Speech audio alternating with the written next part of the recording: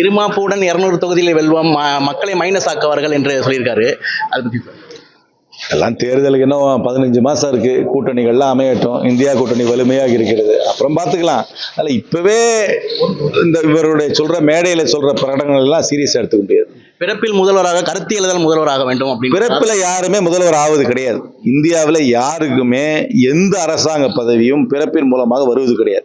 Queen எலிசபெத்துக்கு அப்புறம் Charles தான் மன்னர், சார்ல்ஸுக்கு அப்புறம் வில்லியம் தான் மன்னர், வில்லியமுக்கு அப்புறம் ஜார்ஜ் தான் மன்னர் என்பது பிறப்பால் நிர்ணயிக்கப்பட்டது.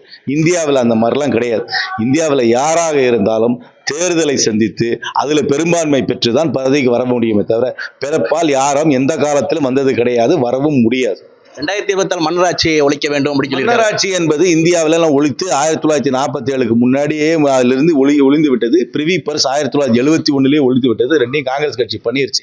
இந்தியாவில் இது வந்து சரித்திரம் புரியாதவர்கள் தான் சொல்லுவார்கள் இந்தியாவில் மன்னராட்சி இருக்கு. எந்த விதத்திலும் இந்தியாவில் மன்னராட்சி கிடையாது.